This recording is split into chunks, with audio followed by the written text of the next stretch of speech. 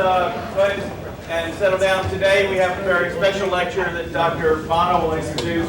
The topic on primary immune deficiencies is a fascinating one because this is one of the most important areas where molecular genetics and the Genome Project has shown us lots of new genetic immune deficiencies that we never knew existed. And some of them are major, but the minor ones are even more fascinating. So I think you're going to hear a great update on a very timely topic today. So I'll turn it over to Dr. Bono. Thanks, Dr. Bencheri. Thanks.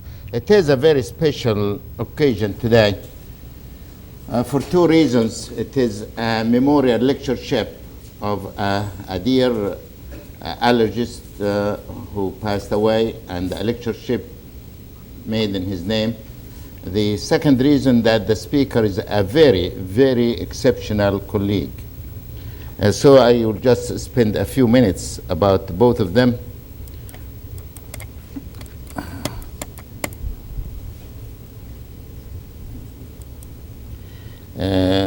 Dr. Kamala Reddy, who passed away at a young age suddenly while he was in a conference in Las Vegas with his wife, who's an endocrinologist, and he accompanied her, but unfortunately had a heart attack there. And he was a very special man. He was born in India and had the medical degree in one of the large universities there. Then he worked in internal medicine in India for a few years and went to Nigeria for a few years and then moved to the United States, where he obtained his internal medicine residency in Chicago, and then came to Shreveport for his allergy immunology fellowship in '97.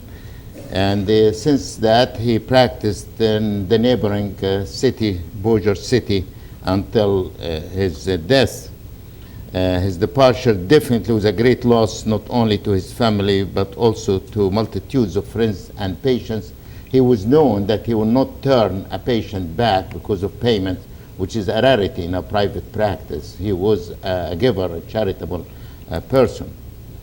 When I looked at his folder as a fellow to see when he joined, I found the chairman of medicine, and during his residency wrote in his letter very nice words: responsible, kind, courteous, wonderful words. The associate chief of staff in that hospital also wrote responsible, organized, efficient, very gentle, respectful, compassionate, honest. The director of the specialty medical service in Chicago, excellent clinical judgment, very well liked by his patient, his peers, ancillary personnel, and everyone. A director of the acute evaluation unit, hard-working, responsible. Rarely we find letters coming for an applicant for a fellowship be written all this from different persons. And after he came, joined the fellowship, some of our faculty interacted with him. Our chairman, who is out of town today, Dr. Buchini, wrote about him: pleasant, soft-spoken, dedicated.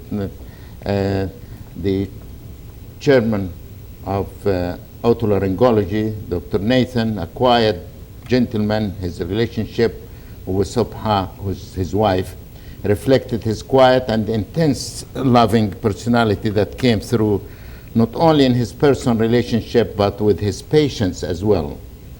And Dr. Pratap Reddy, who's here now with us, is the chair of cardiology.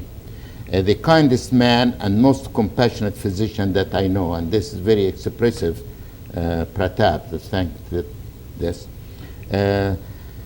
Dr. Kotling, I'm in the Department of Pathology. He's probably coming, didn't arrive yet. Also wrote warm, congenial, friendly, and intelligent person.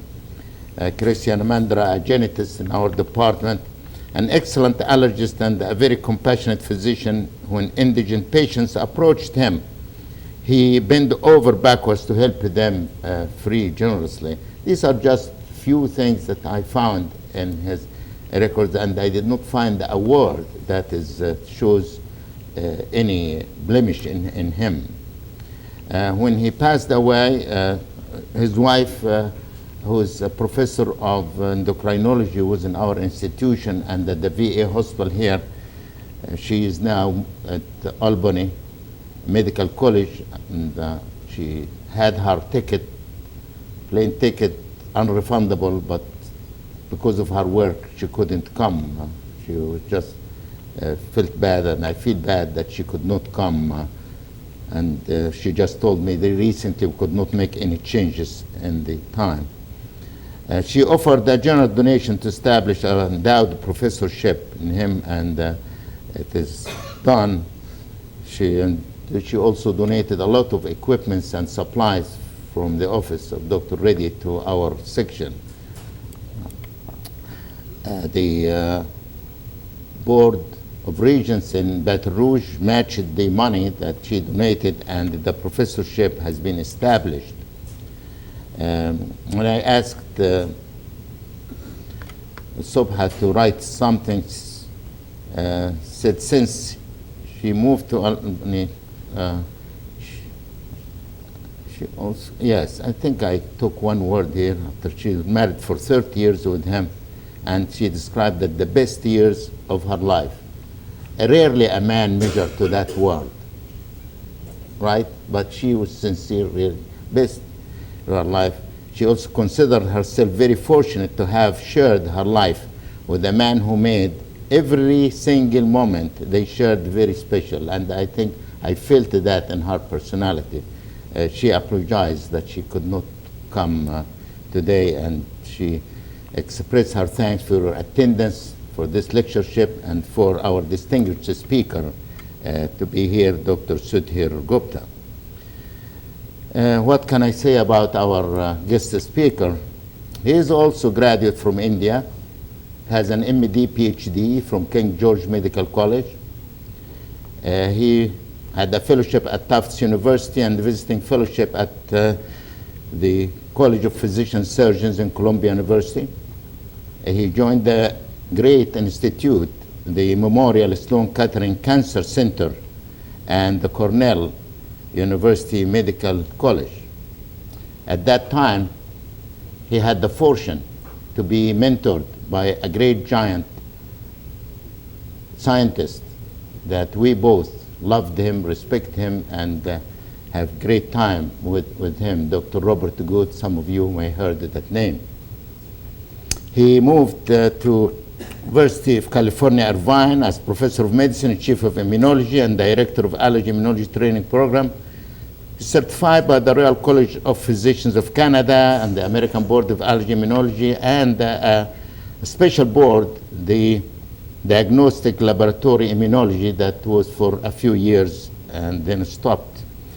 Had the fellow of the Royal College of Physicians Surgeons in Canada, the Royal Society of Medicine in London, and the American College of Rheumatology, American Academy of Allergy, Asthma, Immunology, American College of Allergy, Asthma, and Immunology. He was a co-founder of an important foundation of primary immune deficiency, and he will be the chairman of the board of directors of that foundation. He has national, international committees, including the National Institutes of Health, Food Drug Administration, World Health Organization.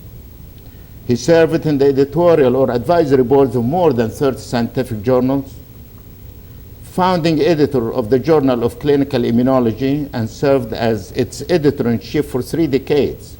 And he voluntarily stepped down so that he can dedicate more time in serving the area of primary immune deficiency, both in the United States as well as in India. He goes at least twice in India, volunteered to do from his own money to spread the education in immune deficiency there. He's published more than 500 papers, edited 25 books, trained more than 65 physicians of a special caliber. Many of them are prominent academic positions as professors. And he has deserved the honor by the University of California with establishing in his name endowed chair in molecular immunology.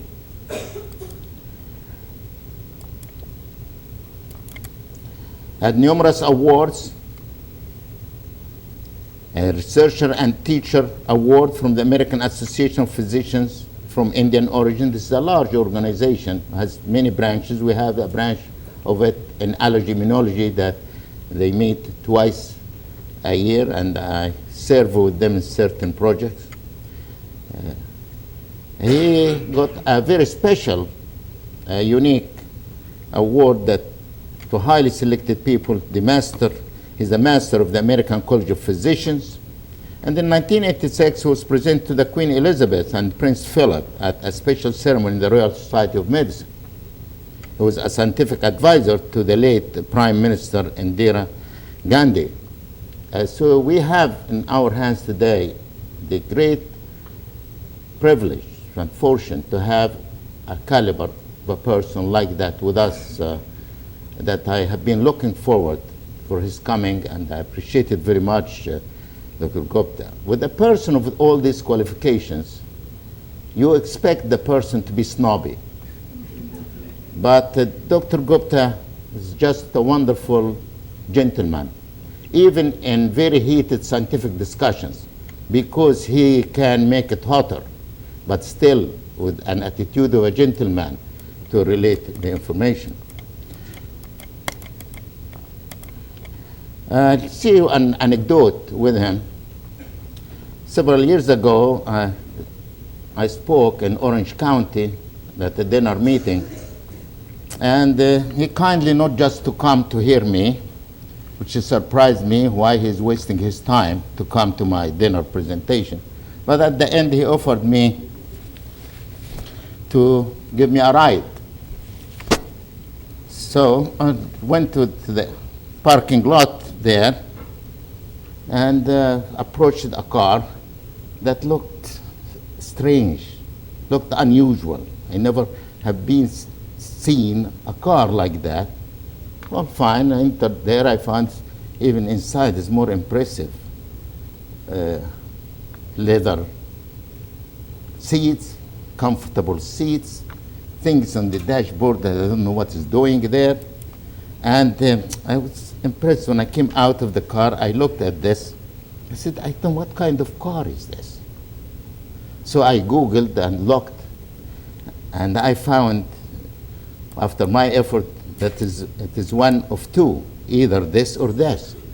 And to this time, I don't know which one that Dr. Gupta put me in, but he may reveal the secret now. I know he has multiple cars, which is strange for an immunologist to have any money for this car, but he has money from his own personal, not from the university. Otherwise, I would have to work with you, Sudhir, there, provided they give me one. I take the Bentley. I don't have. I leave the Rolls Royce for you.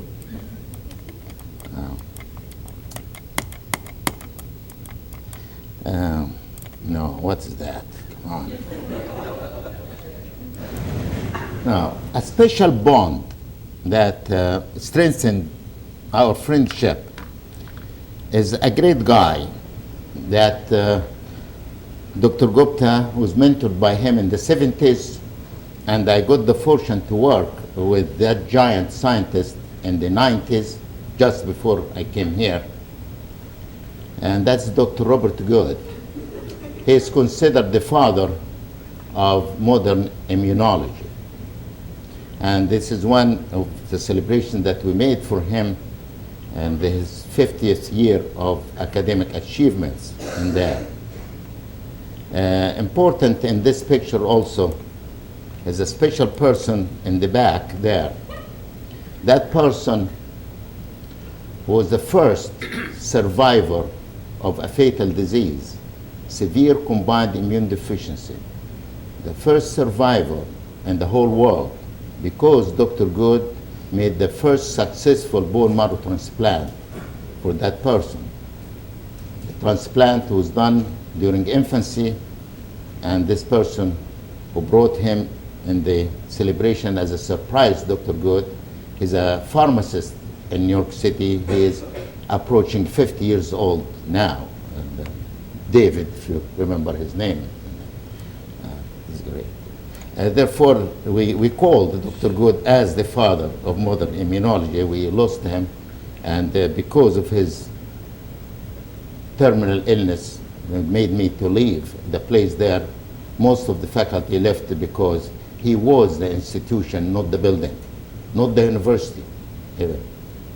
And when I invited me to join him, he just asked me to give a talk, and after the talk, he took me, and which I was so honored. How can Dr. Good invite a person like me to give a talk there? And then asked me, would like you to join us. Wow. I said, me?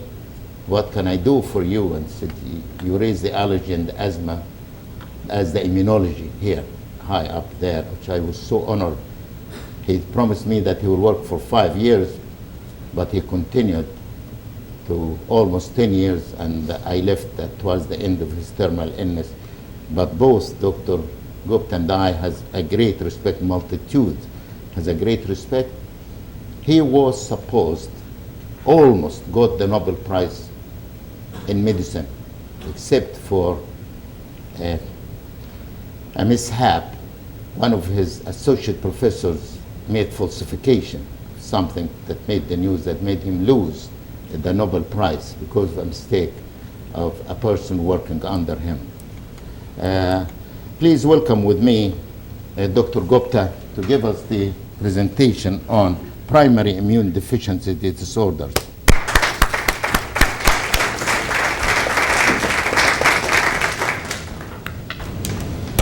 This is a plaque in the name of Dr.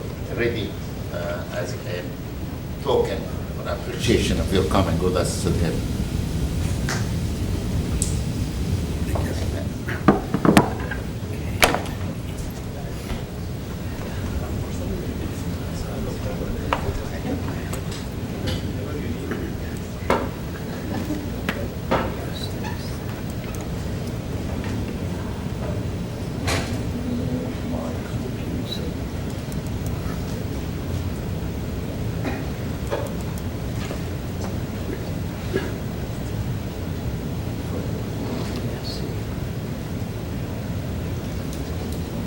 Actually, see.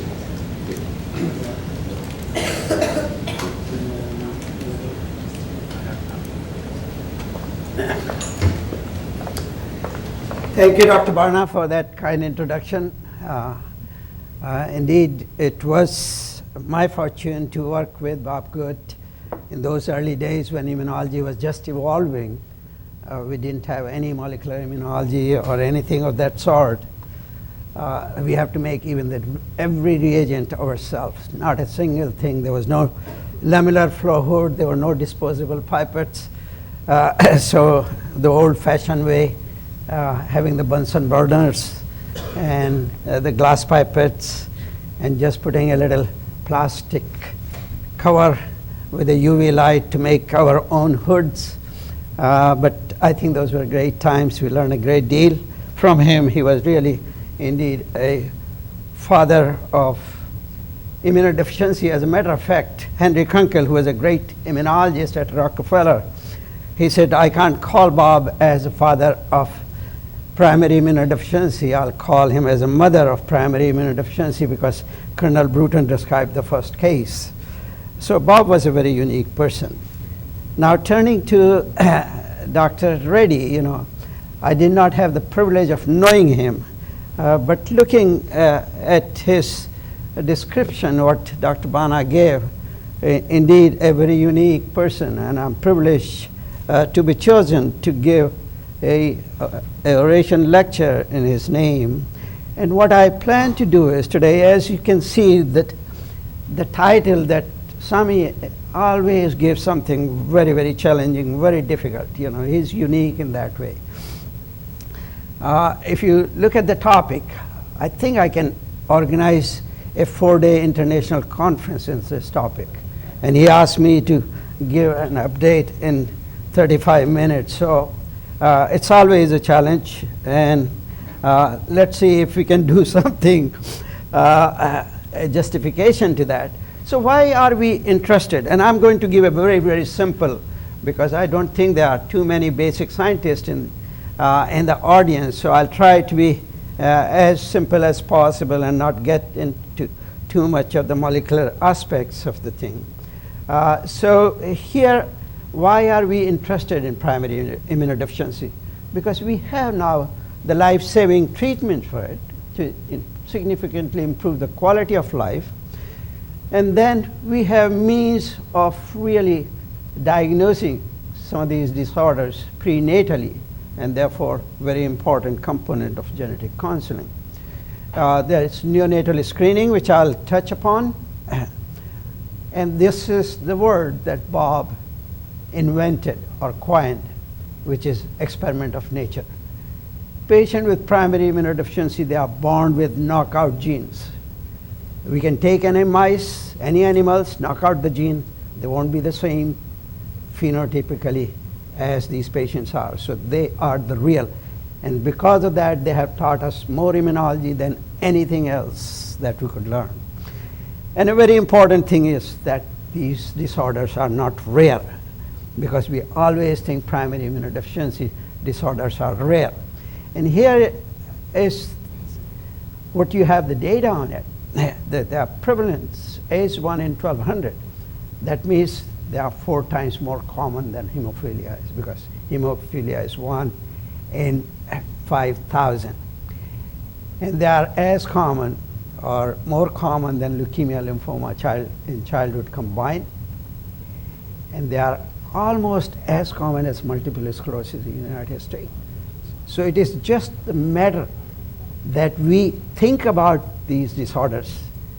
You will be able to find, you will be diagnosing them, and you will be treating them.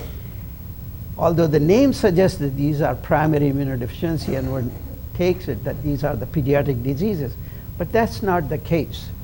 They can occur at any age, and there are certain type of primary immunodeficiency. On an average, it takes about 15 years from the time the symptom develop to diagnose them. The difference in the pediatric and adult primary immunodeficiency is a majority of the primary immunodeficiency in infant and children are serious. They are medical emergency. They are immunological emergency. If one has to ask what is the immunological emergency, these are the immunological emergency. Today, there are more than 250 different primary immunodeficiency diseases, and there are more than 200 genes which have been discovered. Many of them are the cause of those, and those are the monogenic diseases. And a very important fact to remember, that though most of the patient will present with increased susceptibility to infection, but that's not always the case. So often you're going to see these patients present with the non-infectious complications, and therefore they are among various subspecialty, and that's why it takes so long for some of the immunodeficiency to be diagnosed from the time the first symptom develops. So they have a high susceptibility to both common and unusual infection. So that's again to remember that they will suffer more commonly with a common infection, but also they will have some uncommon or opportunistic type of infection. There's a high frequency of allergic disorders, so these patients might be with the allergist, they not knowing that underlying primary defect is of the immune system, and they have a high frequency of autoimmune diseases, and so they could be with any specialty of medicine and pediatrics, and there's a high frequency of malignancy. And this is just to give you a little flavor of what different autoimmune diseases that these patients can present without any infection. So as you can see, how many specialties are there. And that's where, again, the patients are being seen over and over again, and then it takes for a long time before they realize they are not really responding to any of their traditional therapies, and then immunologists come in and diagnose them.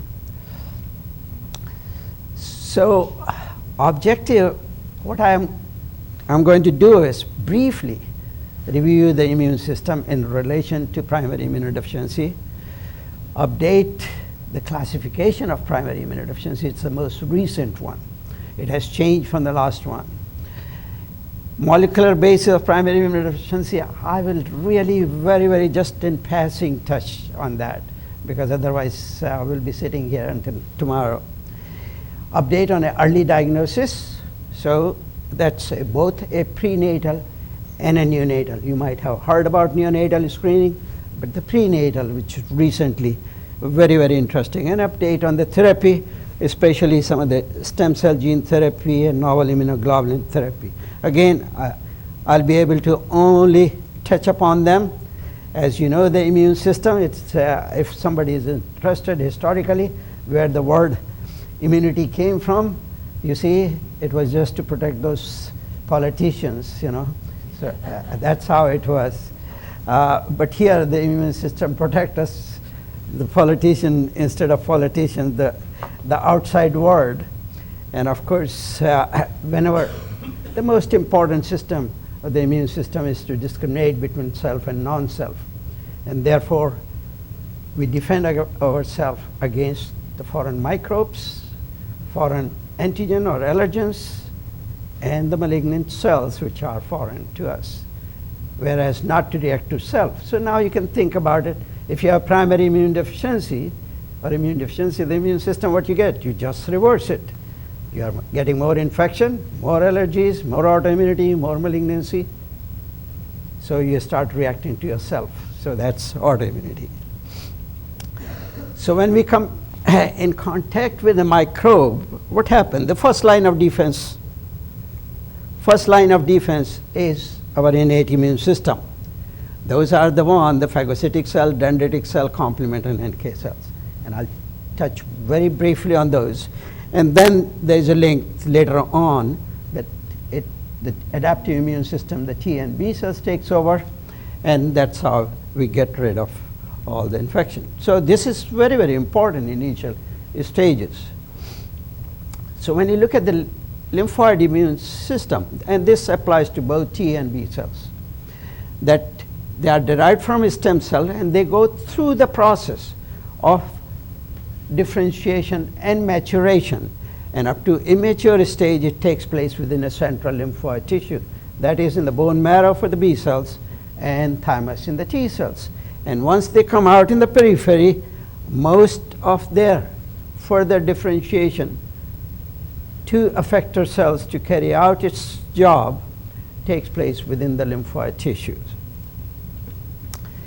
In the case of the B cell, in the periphery in the lymphoid tissue, when it comes in contact with antigen, these so-called mature B cells, which has only IgM on their surface, they undergo activation, proliferation, and then what happens? We can't keep making IgM antibodies, so they switch. So some of these cells, they will switch to become IgG, IgA, or IgE bearing B cells, which will differentiate into their plasma cell to produce a respective immunoglobulin. So this is what we call as a class switching. This is a very important thing to remember, and this is as a result of interaction of certain molecules, CD40 ligand being the most common one. And also at that time, what happened is that the region of the immunoglobulin molecule which bind to antigen, it undergo somatic hypermutation. Therefore, the force which it will bind to an antigen increases, what we call as the affinity maturation. So there is somatic hypermutation and class switching. So you can just think about it. If there is a defect in the class switching, so what will happen? There won't be any G, no A, no E. What will have? Only M. So each time, and because you are not having any of those others one, you are more susceptible to infection. So each time you get infection, the immune system gets stimulated. What you're going to do? You're going to make only IgM. And that's what you see in those patients who have a genetic defect of those interactions which leads to class switching and somatic hypermutation, that you get hyper IgM. So there is a group of hyper IgM syndromes. On the T cell side, when it comes out in the periphery, T cells are CD4, CD8, and the CD4 positive cells, most of the people know that Th1 which is very important for intracellular microbes. Th2, which is associated with parasitic defense and allergic.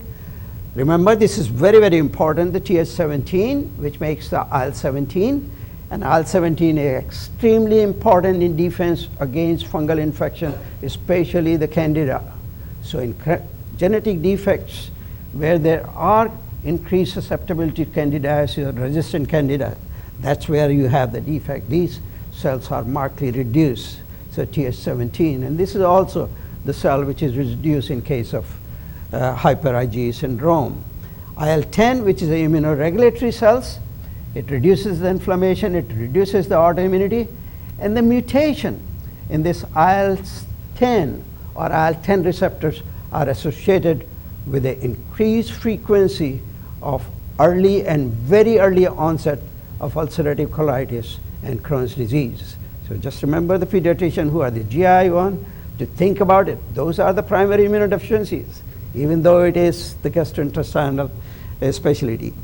IL-21, the mutation in IL-21 and IL-21 receptor have a very unique phenotype, and that is the resistance and increased infection with cryptosporidia. So remember that, infectious disease people. So that's why I'll just give you these small molecular aspects because I can't cover everything. So this is a new classification of primary immunodeficiency. One is the combined immunodeficiency, which is really the severe combined immunodeficiency. And then there are combined immunodeficiency, which has a syndromic name like Wiskott-Aldrich and so on. And then there are predominant antibody deficiency, disease of immune dysregulation, where ALPS comes, congenital disorder of phagocytic cells, of the innate immune system. And this is another one which is autoinflammatory. In a true sense, it's not immunodeficiency. It is the excess of the immune system. But these are the monogenic diseases which so often the rheumatologists, so if anybody, pediatric rheumatologist here, they should think about it. These are a number of group of disorders I'll just touch. And then you have complement deficiency and so on. So this is the most recent classification of IUIS. And I will not go through it, because there are number of defects. You see the gene defects. And the most common in severe combined immunodeficiency is a gamma chain defect, which is shared by a number of cytokines. And again, you see these are the syndrome. And these are the two very important. These are the channels which are in endoplasmic reticulum as well as in plasma membrane related to calcium homeostasis. These are the commonest of the immune deficiency. Almost 50 to 60% of patients with primary immunodeficiency are predominantly antibody deficiencies. And this is important to remember when there are no serum immunoglobulin, no B cells, or very little serum immunoglobulin with no B cells. That's the one which is represented by X-linked agammaglobulinemia. When you have two isotype, one has to be IgG low, along with normal or reduced B cells, that's where a prototype is a common variable immunodeficiency.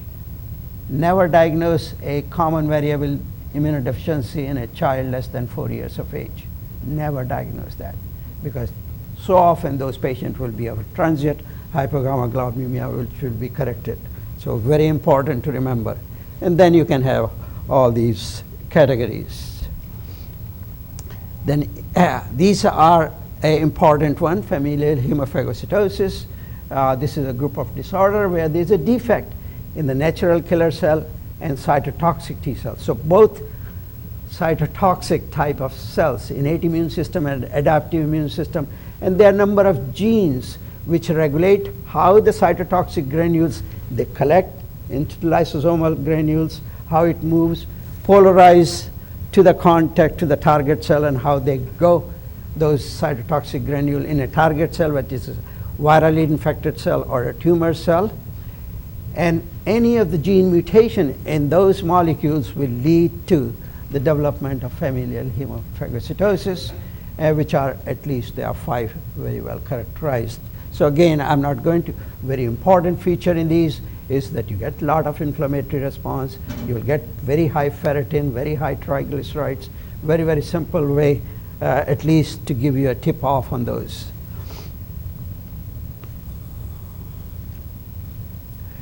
And then you have a number of phagocytic cell defects. In phagocytic cell defect, this is what John Laurent carcinoma described. This is a defect, and I'll touch upon that very briefly, of the macrophages, where there is a Mendelian dominant susceptibility to microbacterial disease.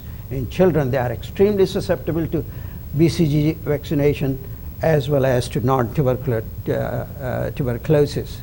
And some of these are most of the dendritic cell defects. Again, I won't have time to do. And as for a respiratory burst, they are what you have prototype as a chronic granulomatous disease of childhood. And then you have the defect of the innate immune system. There are certain toll-like receptor where there is a defect, where there is exclusively, it is a herpes simplex encephalitis. Nowhere else there is herpes simplex, and nobody knows why it is so. But whenever you see in a young child a herpes simplex encephalitis, think about a primary immunodeficiency disease. And then there is an autoinflammatory disease, a lot of these, and the complement deficiencies. Okay, so when do you suspect immunodeficiency? This is from Jeffrey Modell Foundation. And as you see, these are 10 warning signs, not only 10, I just added that unusual or opportunistic infection should be listed there. But the most important thing, a common infection most commonly, but what is unique in that is those infections are recurrent. They respond very poorly to antibiotic. So usually somewhere in the Bible of infectious disease, it's written 10 days of antibiotic. I tried to trace it. I couldn't find any evidence where that came from. But if you give those 10 days or 14 days, they will get better. They will come back. It's over and over again. So that's a very important tip-off. You always think about a patient with infectious not responding to antimicrobial therapy unless there is a resistance of that microbe. Think about that. And then, of course, other warning signs which are listed here. Now, the type of infection can guide you that you might be dealing with primary immunodeficiency, either the T cells, the B cells, the combined complement, or the neutrophils. So this is very, very important a slide, and if you guys want, I'll leave you with the slides, but it is very, very important, practice. When you look at it, the nature of those infections will guide you that you might be dealing with one, because your algorithm to investigate them will guide you accordingly. So here is just one case. So you have a history, 18-month-old boy with pneumonia, 1 week of cough, increased breathing, decreased urinary output, sibling sick at home, and past history is uneventful. First episode of otitis media. You see how many of those infections, clinical diagnosis of pneumonia at 14 weeks, and weight is so. And here's the X-ray patient has. You can see the infiltrates there. And so patient was treated with antibiotic. So what do you think?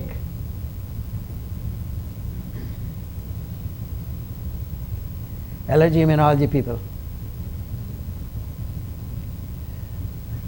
You see, there are some clues. So it is a very young child. It's all bacterial infections, you see. And the SIB was sick at home. Huh? Of course, antibody deficiency then. That's very good. So patient, of course, began very early, right? A lot of bacterial infection. And when the immunoglobulins were done, they were not there. So what do you think? Yeah, so you have the patient with X-linked gamma globulinemia, right? So the key message on this is, if you get very early bacterial infection, pneumonias, repeated hospitalization, and there is a history, just think about it.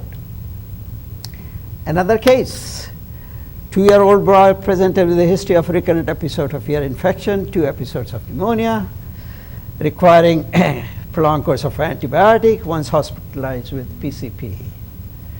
One brother died of sepsis, right? Laboratory investigation shows patient has neutropenia.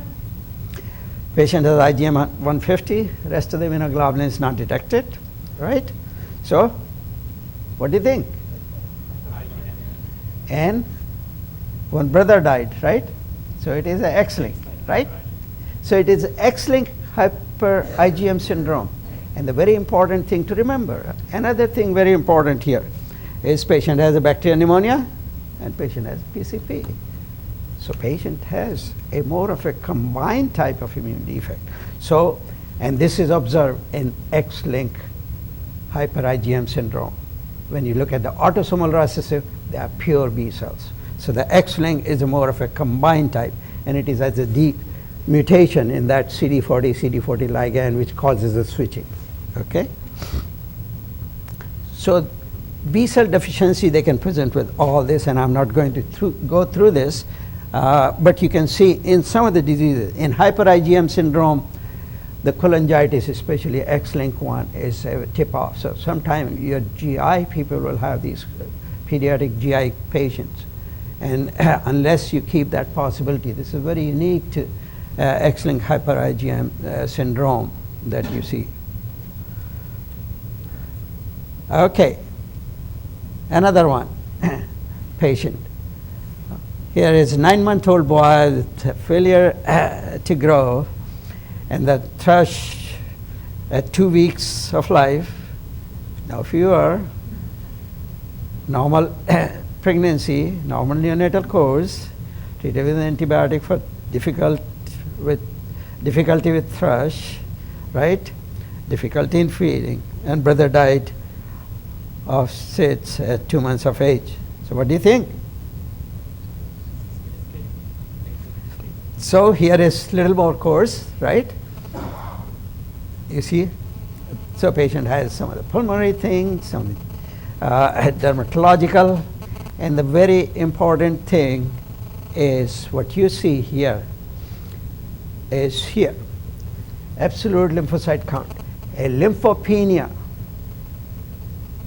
in an infant with that history or history of infection, always think of SCID. There are very few exceptions in SCID where the lymphocyte counts will be normal. So lymphopenia should be a very important tip-off to look at these. So those were the consideration you'll see. And most of these patients, all the SCID patients, they have either no T cell, very few T cell, and if they are present, which is in a syndrome like Oman syndrome, they are oligoclonal. That means they have very small repertoire, so they don't respond very well. So they are functionally very difficult, very much not working, you know. And most of the B cells are increased, NK cell could be normal or decreased. So they are different. And so here is a patient, you know, here's a 4-month-old patient, and this was a patient who was referred to me. I'm an internist, but I see, you know, once you are immunologist, you see everybody. So this was referred by allergist because this patient has extensive skin rash, IgE very high, and was thought to be, you know, they were treating as atopic dermatitis. And I can't zoom it, but the tip of the moment I saw this patient, it took me 2 minutes to diagnose the Owen syndrome because this patient has a lot of lymph nodes. And you don't get in atopic dermatitis those lymph nodes. And obviously this patient we diagnosed and did the gene cloning, gene sequencing, and was found to have a very novel RAC2 mutation. And this patient was then transplanted with another lady that you saw in that picture with Bob Good that Dr. Bana showed us, was Dr. Nina Kapoor, who is the director of bone marrow transplant at Children's Hospital, Los Angeles. So she transplanted this patient, and now this kid is 9-year-old. So it's, again, I won't go. This is after the transplant that he was going home.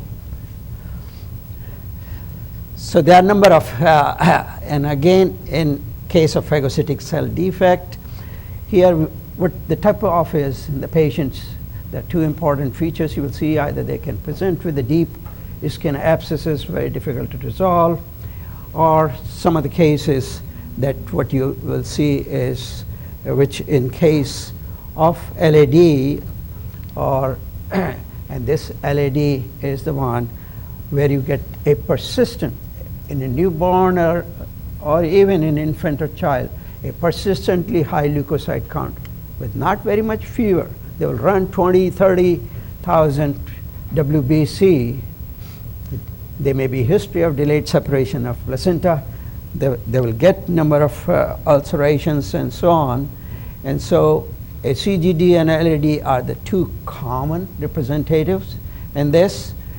And there is a defect in the oxidative bursts. These patients, because they can get granuloma any place, they can be with the liver people with a big hepatic granuloma simulating like tumors or so on, and they can get, these patients can have the skin as a liver reticularis and leukocyte adhesion molecules. You see delayed separation of umbilical cord recurrent infection without pus formation, because the neutrophil cannot migrate to the inflammatory site or infection site. And this is various skin manifestation that you can see. In complement deficiency, very important to remember. Of course, most of the allergists will know C1 esterase inhibitor deficiency, which gives you angioedema. But then you look at, you have a early component of component, late component of complement, and they're common. And then these are the inhibitors. So one thing you have to remember, early component, the deficiency of early component of the complement makes the patient susceptible to autoimmune rheumatological diseases, most common being lupus. So if you see a patient with lupus, a child with lupus, and you do, very typically, you are going to see Miller rash. The important thing, they don't have double-stranded DNA. So always that's a tip-off for you that the primary deficiency, it is a primary deficiency of complement component. Another very important thing, if you see for the first time a patient develop Neisseria meningitis, it is very unique to the MAC or membrane attack complex component. So any of the complex, either 5, 6, 7, 8, or 9, there are never too many of them. It is single defect there which makes them susceptible to it. And these fellows, you should remember this, because these are the inhibitors that you get in the boards, that you are going to get the question without doubt. Okay, and then lastly, if you look at this, this is the gamma, this is the macrophage. This is a very important axis of these cells. The macrophages or dendritic cell, they produce interleukin 12, which binds to the interleukin 12 receptor on the T cells and polarize them to Th1 cells, which then produce gamma interferon. Gamma interferon binds to the gamma interferon receptor, the macrophage, activate them. They are very avid phagocytic, very avid killer. That's how they kill intracellular microbes. So you can imagine, anywhere there is a mutation, either in the gamma interferon defect in the gamma interferon production, gamma interferon receptor mutation, IL-12 or IL-12 receptor, what you're going to do is that you're not going to activate those macrophages. And if they get exposed to, these microbes intracellular, they're going to stay there. And that's what you see in case of that Mendelian dominant microtuberculosis susceptibility syndrome. A word about autoinflammatory diseases. So you have a spectrum. You have the autoimmune diseases, and autoimmune diseases, they are polygenic or monogenic. These are the primary immunodeficiency diseases. Same way, you have autoinflammatory diseases, And autoinflammatory diseases, a group of diseases, all the familial fever syndromes come into that. Those are monogenic. Rest of them, the gout and all these, are polygenic autoinflammatory diseases. And these are the most common as a primary immunodeficiency. And basically what drives them is interleukin 1. And interleukin 1 is present in a precursor form. It has to be activated by caspase 1. And the caspase 1 will be activated through these node-like receptors, which can be stimulated by number of pathogens, number of danger-associated membrane patterns, and here you see the DNA and so on. So any of these things, so infection can trigger this process. And what you get, the interleukin 1 beta, and it produces all these different syndrome, hyper-IgD syndrome, familial Mediterranean fever, TRAPS, and here is the picture. You have the PAPA syndrome, which is a polygenic arthritis with pyoderma gangrenosum and acne. So you are going to see as a pediatrician some of these patients, and one of the common thing in all of them is there's a skin rash. So a dermatologist, it may land up with a dermatologist or pediatric dermatologist. So think about those. And obviously what you have to demonstrate that they are producing a lot of IL-1. So I got 5 more minutes. Update on the diagnosis, the neonatal screening. It is done by track. It started in 2008 in Wisconsin, and 2010 then it was put to the Human Health Services, and it was approved that the different states will then fund the neonatal screening for severe combined immunodeficiency diseases. And currently there are 11 states who are doing a neonatal screening from the cord blood. And TRAC is basically, it is a T-cell receptor excisional circuit at a single joint. So during the thymic development of the T cells, when the T cell receptor rearrange, it loops out this portion as a single joint T cell receptor excision circuits, and they represent a mature T cells. So you can imagine if in severe combined immunodeficiency, defect is at the thymus. So these cells are not going to be produced. So you won't have the TRAC because the mature cells are not produced. So the TRAC number will be markedly reduced.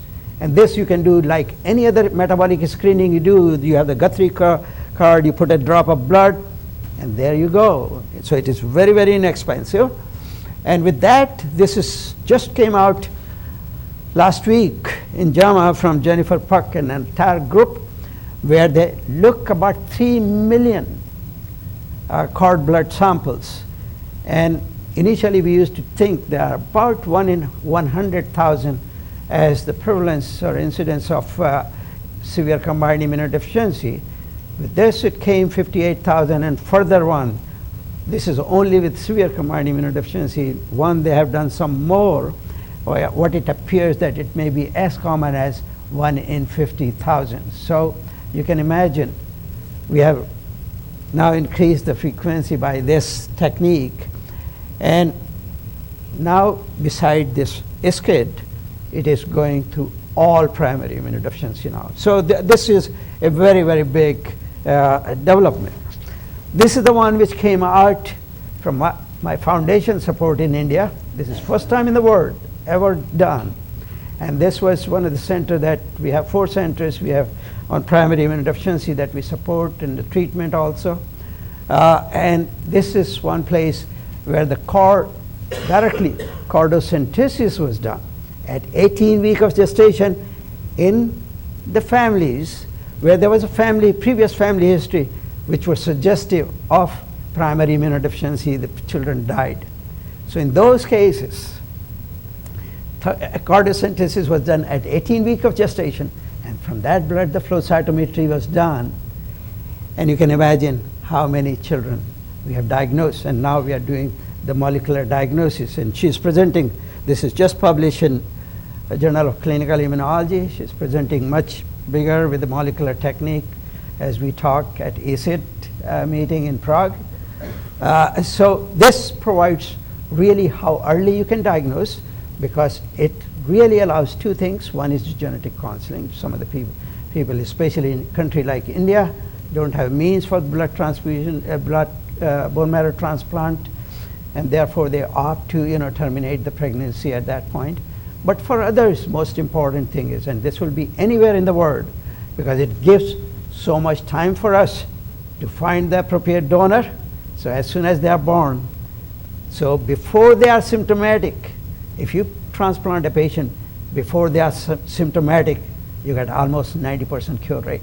So this is a very important development in the field of, and so I'll close with this one, which is the therapy. Gene therapy, as you know, we have the major problem finding the appropriate donor, matched donor. So what has taken the advantage with they got the Nobel Prize, that you can make a pluripotent stem cell from the fibroblast of the skin, right? So at least in vitro it has been done now, that some of the patients with these severe combined immunodeficiency with known gene defect, their fibroblast has been taken, made into a pluripotent cell, inserted those genes, and one could demonstrate a complete expression of those genes. So this will be one of the fields which will really progress, which will remove, in a large number of cases where gene therapy can be done, that one could use at least those inducible pluripotent cells. As far as the immunoglobulin therapy, this is the most recent one as of last month, because there were drawbacks of intravenous immunoglobulin with systemic reaction. It required a healthcare person to give it. Third, you require a good venous access.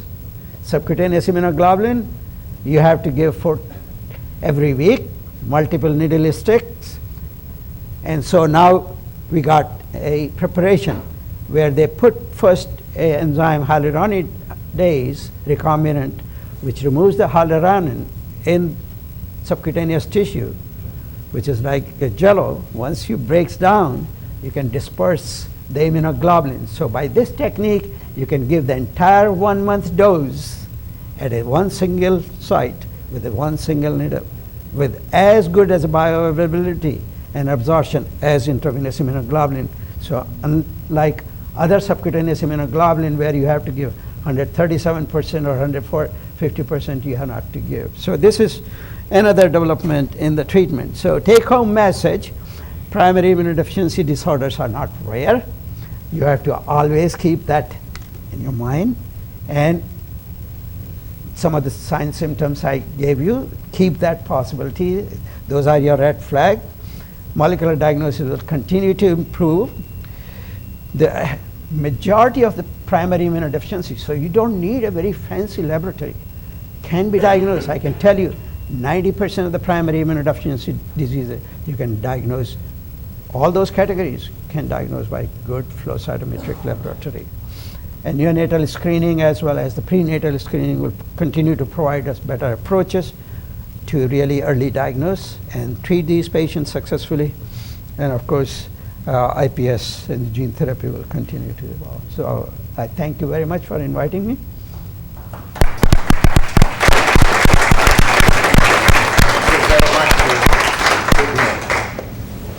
I was trying to make immunology as difficult as I could. Now you made it so simple, so easy, you spoiled it for me. But that was very, very nice of you.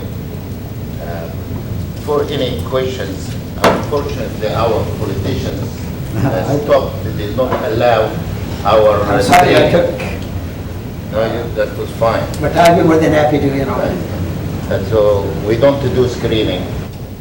And we were screening in Louisiana after the project was bought, the politicians stopped it, didn't agree with that. Okay. Any questions for Dr. Gupta? See, you made it so simple. Yesterday we You see, you had... always get worried about when nobody asks the question, because there are only two possibilities. Either you made everybody understood, or nobody understood. And always the later possibility is much greater. Yesterday we had a stem cell transplant of a hyper IgM syndrome. Yes, yes. there are a number of